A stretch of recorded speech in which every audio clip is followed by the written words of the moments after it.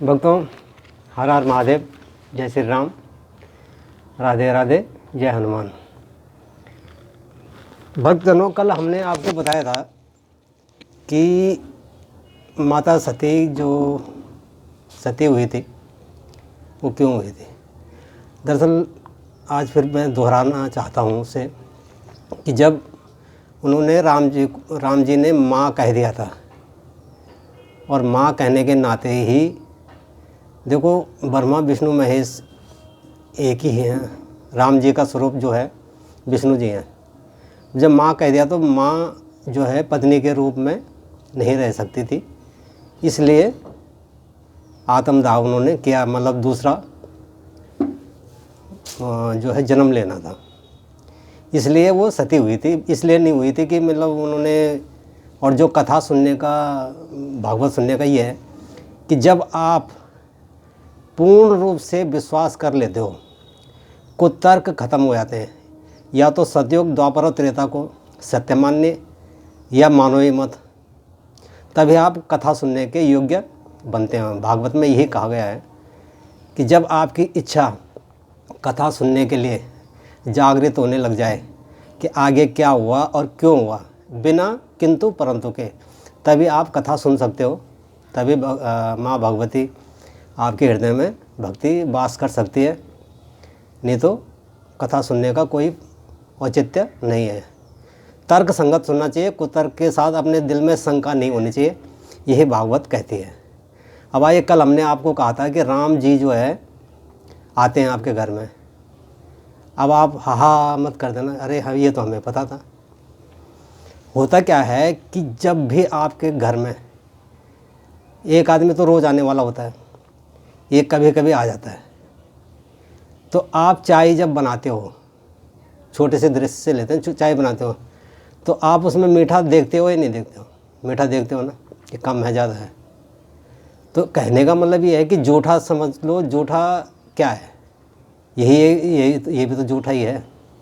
बस वही क्षण होता है राम जी का, और वही क्षण होता है आपका, कि जो हमारे घर में अतिथि आया हुआ है।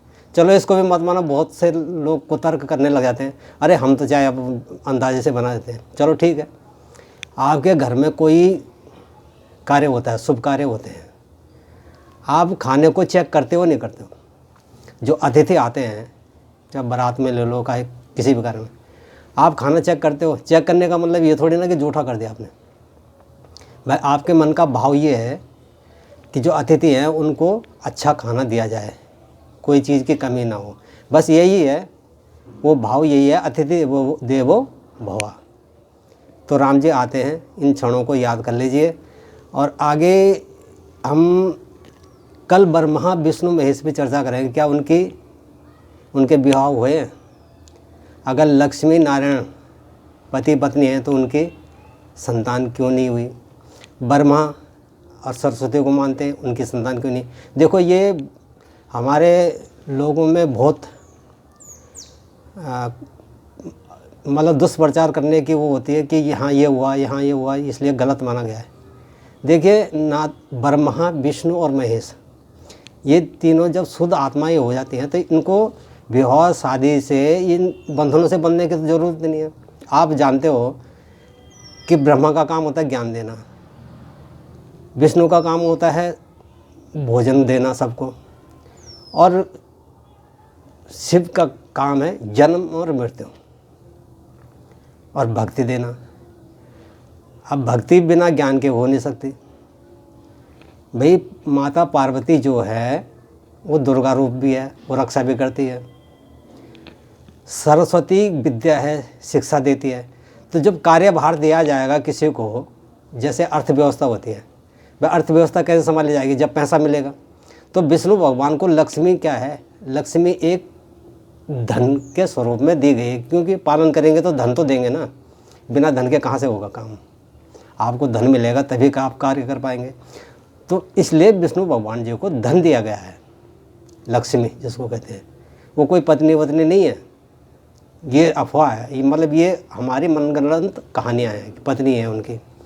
पत्नी का स्वरूप दिया गया है, मतलब वो उनकी सेविका। सेविका का मतलब जहाँ वो भेजेंगे वहाँ जाएंगे। ऐसे ही आप समझ लो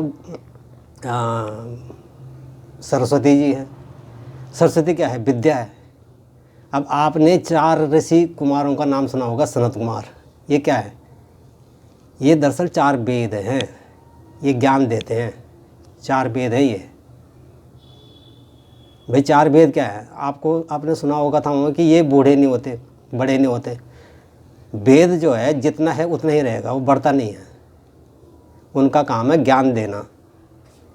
इसलिए वेद जो हैं वो जो ऋषि हैं 4 सनत कुमार, वो वेद हैं, 4 वेद हैं। उनको स्वरूप दिया गया है 4 वेदों का। अब जो है आगे चलते हैं, आगे हम चर्चा करेंगे कि शंकराचार्य क्या है, इनका काम क्या है, ये क्यों बनाए गए। आज हमारे बड़े दुर्भाग्य की बात है कि लोग भूल जाते हैं। कल चर्चा करेंगे। जय श्री राम, राधे राधे, जय हनुमान।